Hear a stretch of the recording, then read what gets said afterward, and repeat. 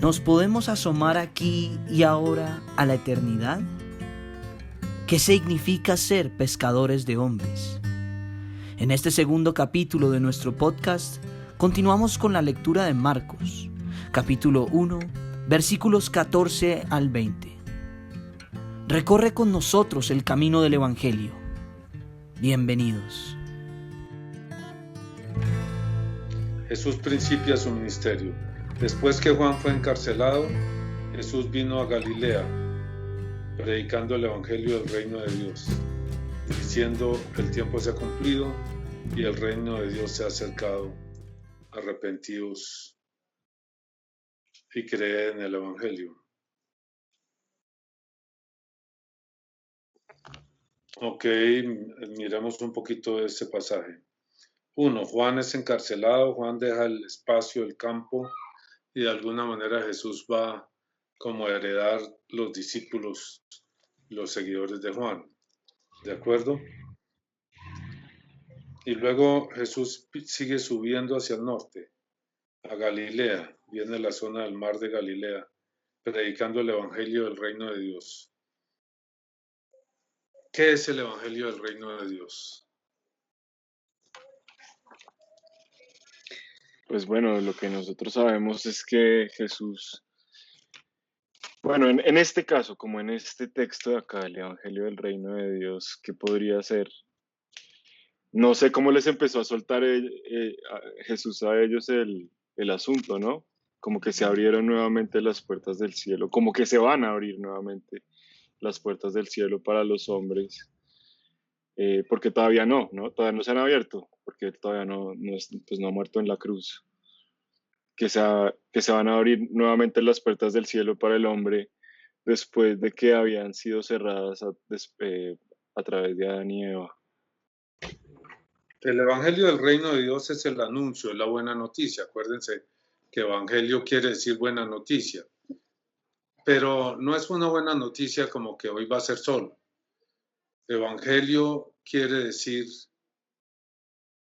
una gran buena noticia, una inmensa buena noticia. Eso quiere decir la palabra evangelio, una gran buena noticia.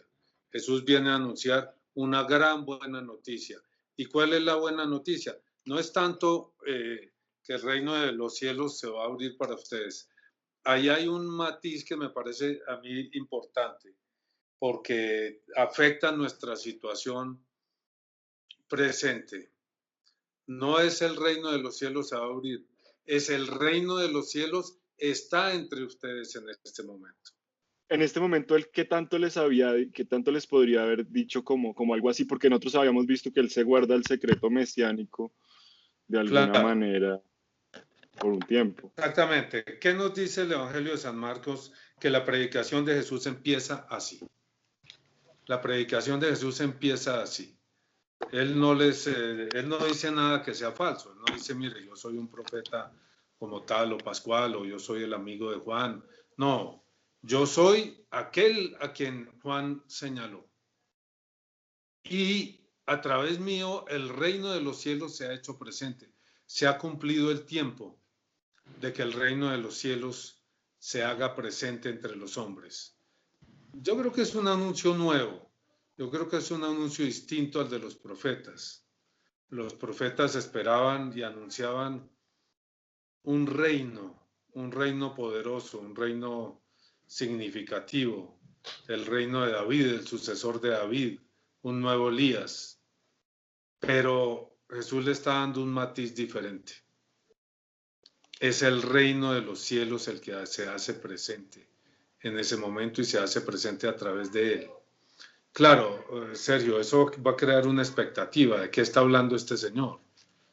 Este es un mensaje nuevo, este es un mensaje distinto al de los demás. Los demás anunciaban cosas que iban a pasar. Jesús les anuncia un presente. Jesús les anuncia que el reino de los cielos está entre ellos. Y ahí de ahí es de donde arranca, ¿sí? El tiempo se ha cumplido y el reino de Dios se ha acercado. Arrepentidos y creed en la buena noticia.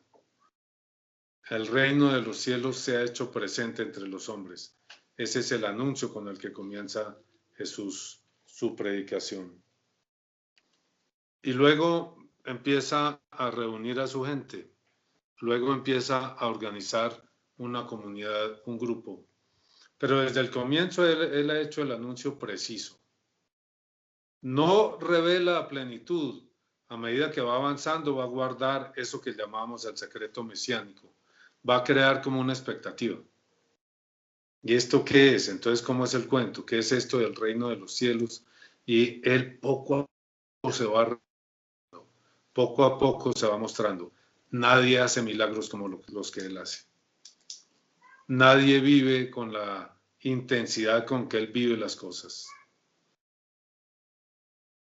Y eso es lo que él está diciendo. ¿Por qué es capaz de hacer milagros? Porque el reino de los cielos se ha hecho presente entre los hombres. Si está claro o tenemos dudas ahí todavía. Sergio, Juliana, a ver si te funciona ese sonido. Sí, no, estoy de acuerdo que lo que yo entendía que estaba anunciando es como que se cumplió el tiempo, todo lo que se había anunciado ahora es. Sí, exactamente, eso dice más abajo, eso dice en el segundo versículo, en el 15. El tiempo se ha cumplido y el reino de Dios se ha acercado. Los hombres no avanzaron hacia el reino de Dios vino. Pero entonces pensemos qué es el reino de Dios. ¿Qué es el reino de Dios? Ahí va a haber una confusión para los discípulos del Señor, para los que escuchan su predicación. Ellos quieren escuchar una cosa, ellos tienen una idea y Jesús desde ese momento está diciendo otra. ¿Qué es el reino de Dios? ¿Quién me dice qué es el reino de Dios?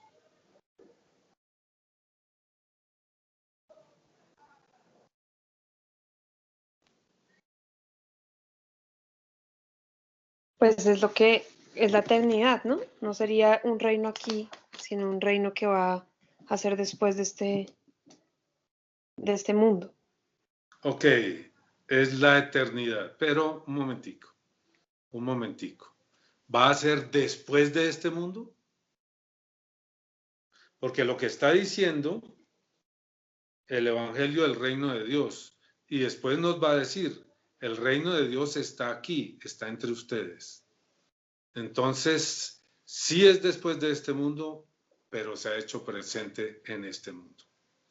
Y eso es lo que va a venir a hacer Jesucristo, y eso es lo que va a venir a hacer y a hacer la iglesia, a ser presente en este mundo, en medio del mundo, en medio del imperio de Satanás, va a ser presente el reino de Dios. Esa es la misión de Jesús.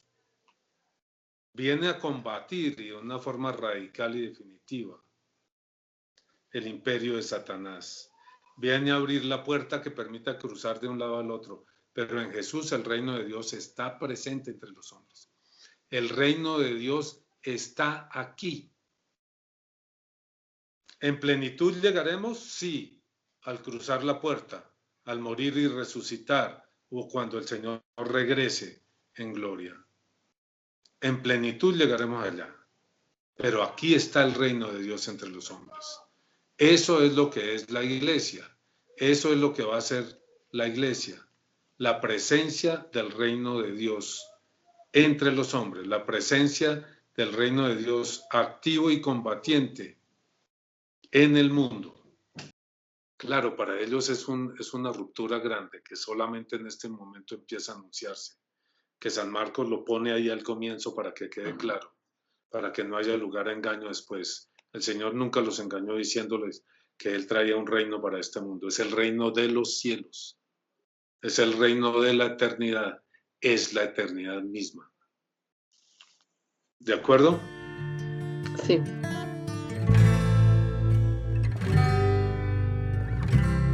Jesús llama a 4 pescadores. Luego empieza Jesús a organizar. Fíjense qué es lo que va a organizar ahí.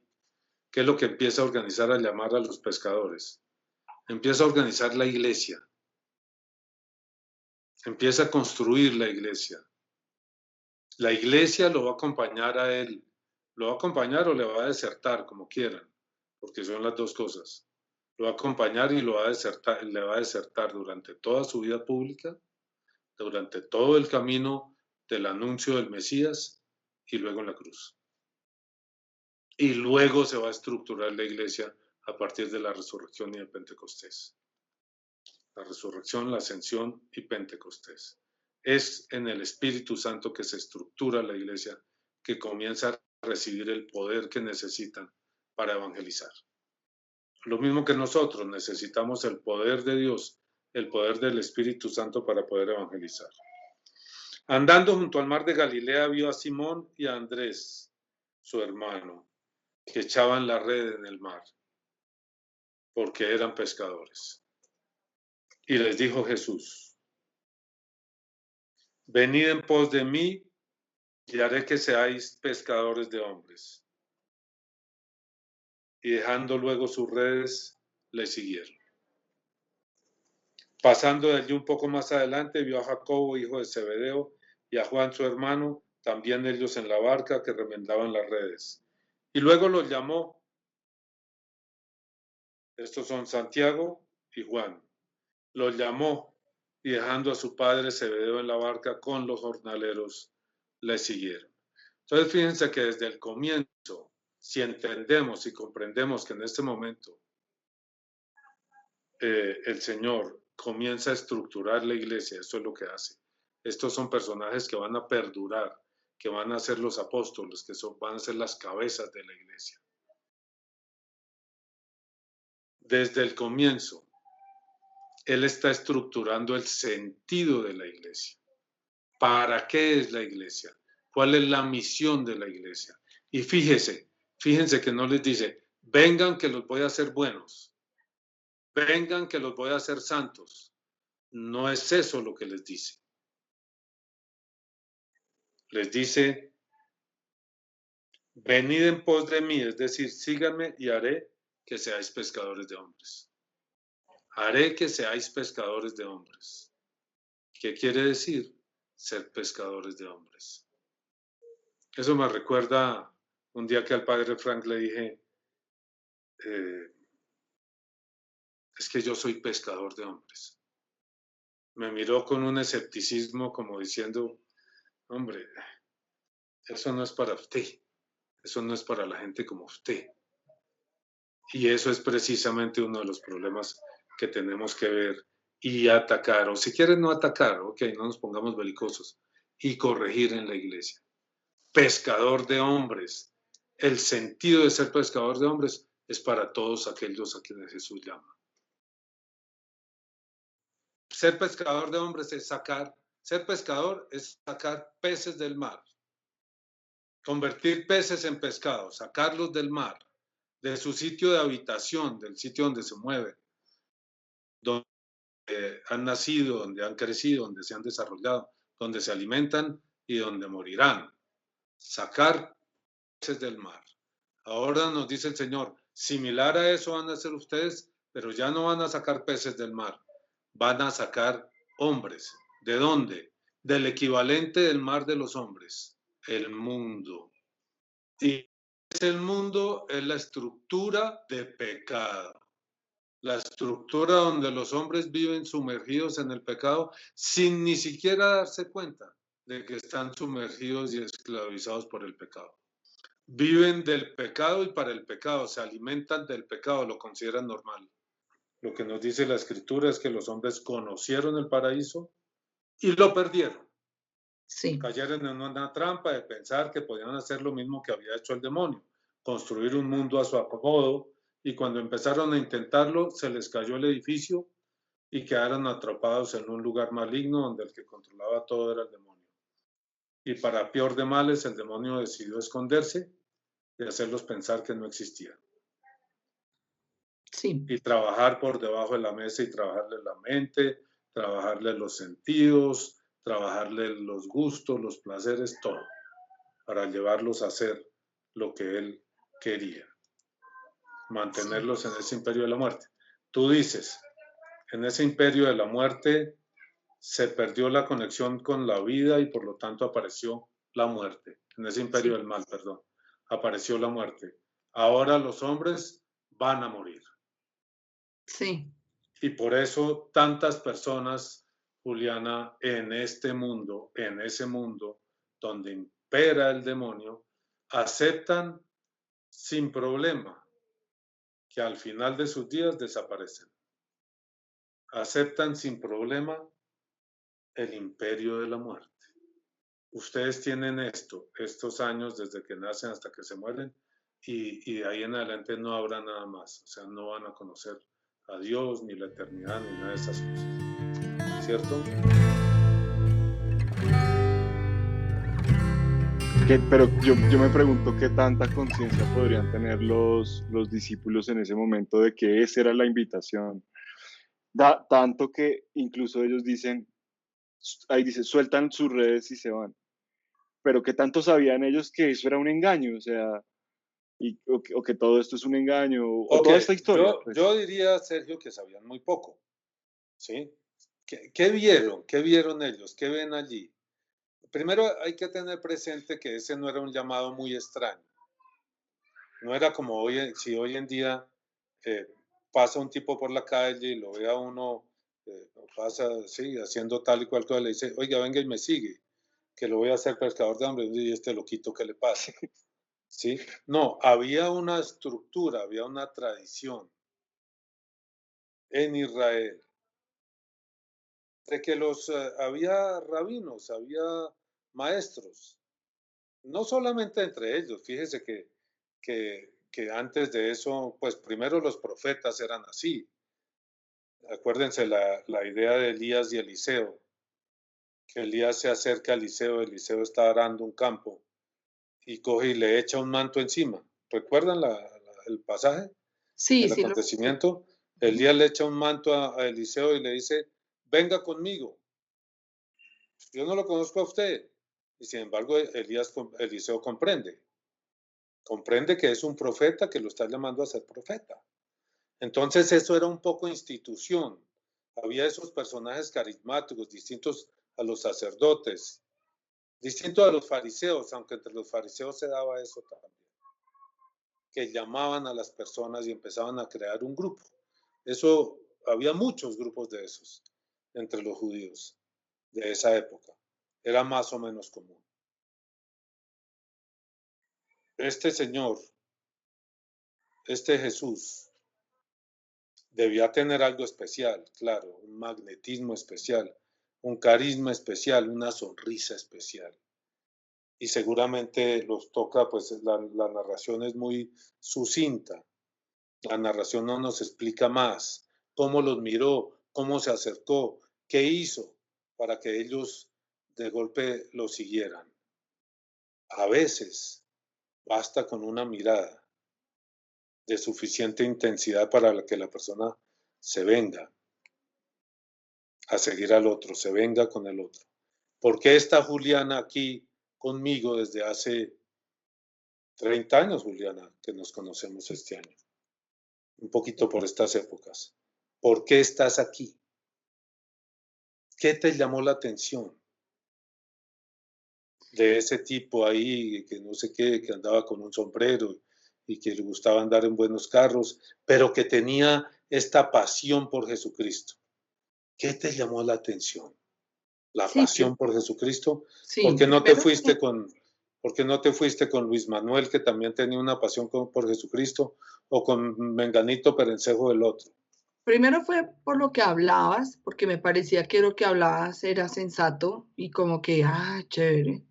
Y luego porque lo vi a él. ¿Usted por qué está aquí? Porque no tengo que decir. Puede ser. Usted no es que me caiga muy bien del todo, y además me implica una cantidad de líos con Ana María y con Gaby y no sé qué, pero pues, ¿a dónde más puedo ir? ¿No ve que en las otras partes no escucho?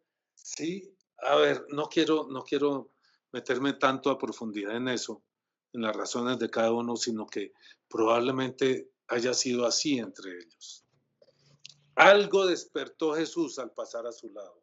Algo les dijo, algo los miró, algo les tocó, véngase conmigo, aquí hay algo mejor que lo que usted está haciendo.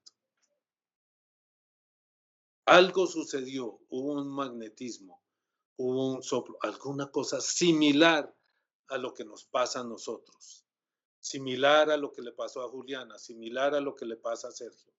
¿Por qué está aquí? Oiga, porque es que me cansé de pescar. Me cansé de ir todos los días a recoger un pescado y otro, y comprar otra barca y ahorrar. Me cansé de tomarle fotos y videos a los edificios y ver cómo suben un piso, y después de ese piso suben otro, y después de ese piso suben otro, y después empiezan a hacerle las paredes, y un piso y otro, y después les ponen ventanas. Me cansé. La vida no puede ser para eso. La vida tiene que tener algo más de sentido. La existencia es una sola. No puede ser simplemente sacar pescados y después llevarlos al mercado y ver cuánta plata me gané. Otros tienen una empresa como Oscar Henao. Tiene una empresa que le está yendo bien de lácteos y un buen día se desespera y se viene a Bogotá y me llama y me dice, mira Antonio, me estaba yendo bien, compré casa, todo, pero me aburrí, me desesperé. Ese no puede ser el sentido de la vida. Yo no puedo dedicar mi existencia, este espacio de luz que tengo, a asegurarme de que mis productos los pongan en la fila del frente y no en la de atrás, andar peleando con los que organizan ahí las vitrinas en los supermercados, en el Éxito y en no sé dónde, para que la marca de mis productos esté al frente porque atrás no los compran, y dedicarle mi vida a eso. Entonces la respuesta sería sí. Los que se quedaron o los que se quedan allá en ese mar, los que no salen, los que no se montan en la barca de la iglesia. Y eso es bien importante y definitivo, Sergio. Los que no se suben a la barca de la iglesia siguen estando en el imperio de Satanás, en el mar de la esclavitud de Satanás que los conduce a la muerte. Volvemos a lo que hablábamos hace un ratico, que este se salva o se pierde. Eso no lo sabemos nosotros, no somos jueces. Eso lo sabe Dios. Pero sabemos que el que no se sube a la barca del Señor, así sea en el último instante, así sea colgado de una vela, se queda en el imperio de Satanás. Eso lo sabemos. Pues nos enseña la Iglesia, los documentos del concilio, en este caso en Lumen Gentium, que el hombre puede encontrar a Jesucristo sin saber qué es Jesucristo, que puede encontrarlo a través de su conciencia, que puede encontrarlo a través de la búsqueda del bien, que puede encontrarlo a través del sacrificio y del esfuerzo por ser mejor, puede encontrar la ruta de Jesucristo, aún sin saber qué es Jesucristo. Pero entonces va a ser iglesia y se va a montar en la barca de Jesús, aún sin saberlo. Pero aquel que recibe el mensaje y lo rechaza porque sus obras son malas, porque está demasiado enviciado en las cosas de este imperio, digámoslo así, está en un problema grave. El que está enviciado y por eso no suelta y no sale de ahí. El que está enviciado con las cosas del mundo, o el que debe. Porque es que en el imperio de Satanás reciben a todo el mundo. A los ladrones, a los bandidos, a los pícaros. No le preguntan a usted a la entrada, oiga, ¿cuánto está debiendo? ¿A quién robó? ¿Quién mató? Usted mató gente, no lo dejamos entrar, al contrario. Usted mató gente, venga para acá, usted es de los nuestros. Todo el que debe bien recibido allá. Y fíjense, no es que allá, en el imperio de Satanás, los lleven a que sean atormentados por toda la eternidad. No es exactamente eso. ¿Cómo es? Venga, Señor, usted mató 25, venga. Además también los hacen pescadores de hombres, ¿no? Si usted es heroinómano, venga, aquí lo acogemos. Usted nos trae otros, convence a otros de que se inyecten. Usted va a ser pescador de hombres para hundir a la gente más en el mal.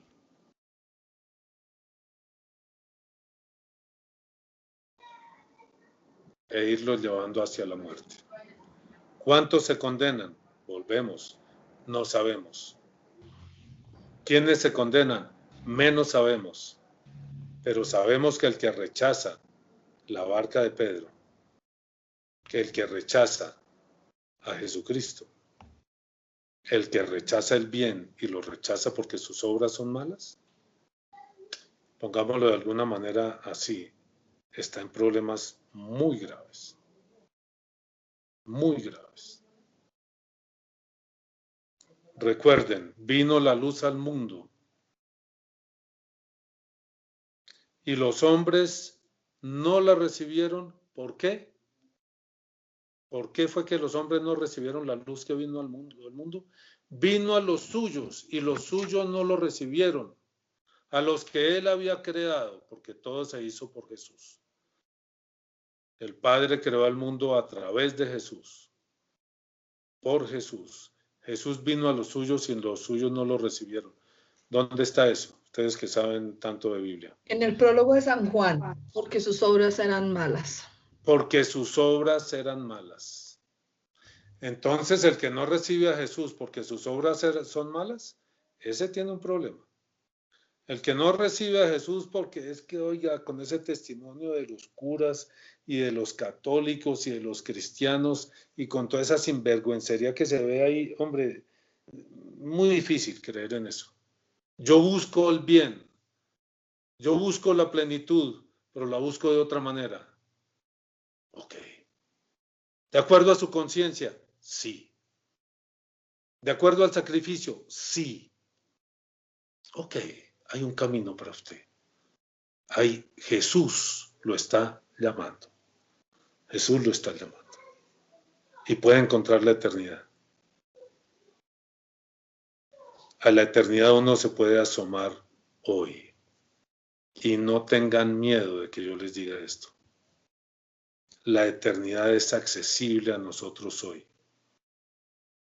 Cierto, es posible que uno no regrese. Que le pase como a Marcelino Pan y Vino. Se asomó y se asomó y se asomó y se fue. Y se fue. Es muy posible. ¿Y no sería mejor eso? Si uno tiene sus cuentas arregladas aquí, si no deja huérfanos ni viudas, ¿no sería mejor? El chino Juanes, ¿usted podría irse ya? ¿O es que tiene mucho afán en seguir jugando golf? ¿Usted podría No, irse ya? sí, o sea, eso hablábamos el otro día con mis hermanos, que hay que estarse preparando y estar, digámoslo así, preparado como si hoy fuera ese día, porque de poder se podría, pero ¿qué es lo que nos está, digámoslo así, deteniendo? ¿Qué cosas? Ok, fíjese, de poder se podría. Querría decir que usted está listo. Si está listo, vaya, asómese. Y me cuenta lo que ve. Si está listo, vaya, asómese.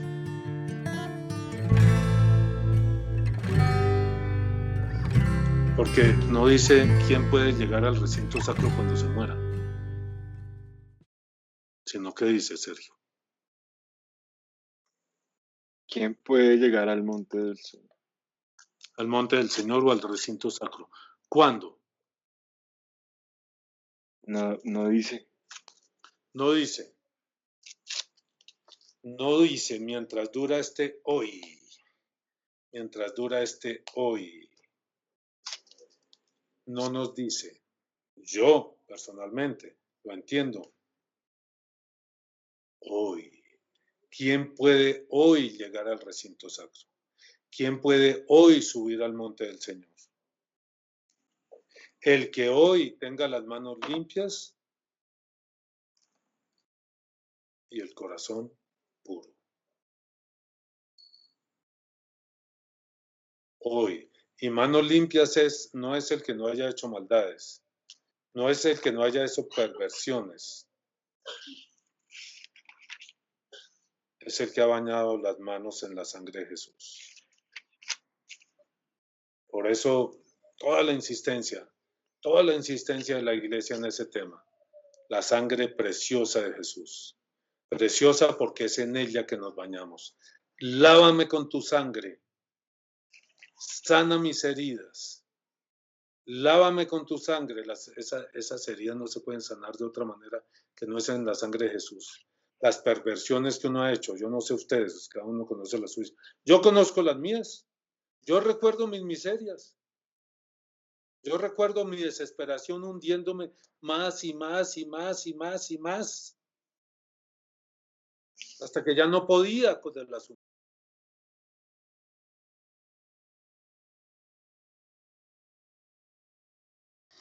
No de acuerdo a mis fuerzas ni a los psicólogos o lo que quieran. Solo tiene arreglo en la sangre de Jesús. ¿Por qué y cómo? Porque Él lo decidió así.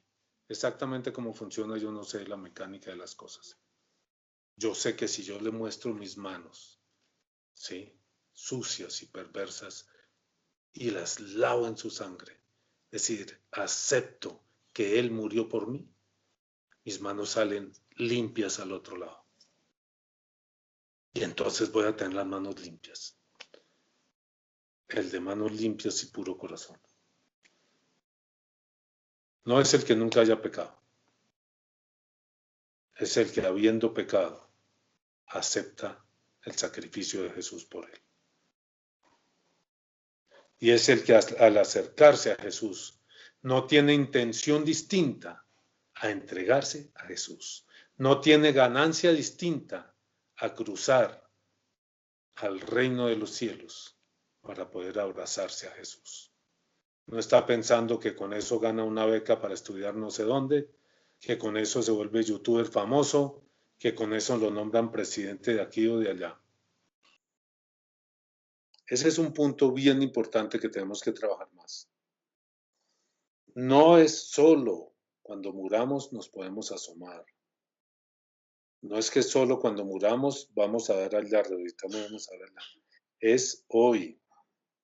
Lo decía yo hace unos días en el Rosario y les dije, o escribí, creo que no lo dije, esto lo miramos después, porque la gente no lo va a entender. Así como no entendieron aquí y no entendían qué quiere decir el reino de los cielos está entre ustedes. Si yo le digo a la gente del Rosario que pues unos creen, otros no, mire, el que quiera se puede asomar hoy a la eternidad. Literalmente, el que de ustedes quiera se puede asomar hoy a la eternidad. Asomar. Claro, asomarse a la eternidad es ver algo inmenso, inmenso, inmenso, inmenso. Entonces no es que pueda atrapar la eternidad, no es que lleve una red y la atrape, se asoma como por una ventanita. Pero la eternidad se le viene y se le mete y se le hace presente en usted. El que quiera de ustedes puede asomarse hoy a la eternidad. Eso quiere decir, el reino de los cielos está entre ustedes.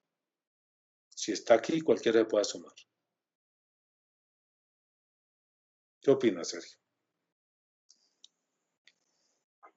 Interesante. Yo también confieso que yo había entendido que era después de la muerte, cuando uno se puede relacionar como con la eternidad y eso. Y es después de la muerte, es decir, de forma definitiva después de la muerte. Aquí podemos asomarnos. Como dice San Pablo, aquí vemos como por entre un espejo. Confuso. Nos asomamos. ¡Wow! ¿Qué vi? ¿Qué es esto? ¿Sí? Regresamos aquí mareados, atontados, sin saber dónde ubicarnos. Pero vi, sé que existe. Y porque sé que existe, camino hacia allá. el Espíritu, el reino de los cielos está entre nosotros, Sergio. Está aquí, hoy. Si no nos podemos asomar, es porque nuestras manos siguen sus citas, porque todavía le escondemos cosas a Jesús. No dejamos, y esconderse, Él no va a venir a castigarnos. Lo que le mostremos no lo sana. Pero no me escondas las heridas. Muéstramelas y yo te hago así desaparecen. No queda ni cicatriz.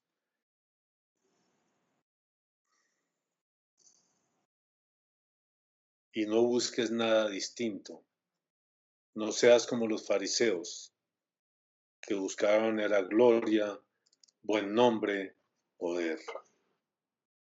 No busques ser importante entre los hombres. Ay, Señor, yo quiero un gran ministerio. Me preguntaba un amigo, si esto está quedando grabado, no quiero decir el nombre. Me decía un amigo que lleva muchos años en este camino, 45, 46 ya. Y me decía, creo que 47, uno más que yo. Me decía, ¿por qué fulanito tiene un ministerio de parejas? ¿Por qué Oscar tiene un ministerio de parejas de no sé cuántas personas? Y tienen una especie de iglesia, y tienen una emisora de radio, y tienen una cantidad de cosas. ¿Y por qué Menganito logró esto y aquello y lo demás allá en el camino del Señor? Y yo no tengo nada. Y yo no tengo nada. Claro, uno lo toca eso y uno dice, Señor, yo también quiero tener alguna misión de esas, alguna cosa de esas y que la gente, y aparecer en, ¿cómo se llama? EWTN, y aparecer en el EWTN y que digan, qué maravilla eres tú, qué grandes cosas has hecho. Yo también quiero. ¿Quiero qué? Quiero utilizar el Evangelio para mi propia gloria. Quiero ser famoso con el Evangelio. Quiero ser estrella del Evangelio. Y eso no es para criticar a los que son estrellas, que los hay. Pero quiero yo ser estrella, para eso quiero el Evangelio. Para ser estrella y volverme famoso. Esa es una lucha grande en este camino. Esa es una tentación en este camino. El de mano limpia y puro corazón. Y ese, hombre, el que buscó el Evangelio por ser famoso, porque la gente piense bien de él, seguramente tiene eso. Y si hace las cosas bien, seguramente llega al cielo. No lo dudo. Pero podrá en este momento asomarse a la eternidad, de verdad. El de manos limpias y puro corazón, que no haya intención distinta en el corazón, a seguir a Jesús, a conocer a Jesús, a llegar a la eternidad, a conocer la eternidad. Eso debe haberle pasado a Santo Tomás de Aquino, cuando al final de su vida, después de haber escrito, ¿cuántos tomos son? 53, 50 y tantos tomos de la Suma Teológica, más los otros libros que había escrito. Y en un éxtasis, es decir, se asoma a la eternidad. Y ante lo que ve, percibe y conoce allá, cuando regresa dice, eso que he escrito no es nada ni sirve para nada. Quémenlo. Quémenlo. Lo que vale es asomarse a la eternidad. No todas las filosofías, teologías y todas estas cosas que aprendamos. Ok, aprendámoslas, hay que estar en la jugada. Pero lo que vale es asomarnos a la eternidad. Y todas esas cosas sirven si nos ayudan a asomarnos a la eternidad. A comprender que es la sangre de Jesús la que nos limpia. Que no son mis fuerzas, ni que tengo que darme látigo. Y deje que el Señor lo lleve. Deje que el Señor lo lleve. Te invitamos a comentar, compartir y a que te suscribas a nuestro canal. Tenemos en el horno mucho contenido de Dios para ti. Participa de nuestras charlas y en la descripción encontrarás los links de nuestras redes sociales. Gracias y te esperamos en un nuevo episodio.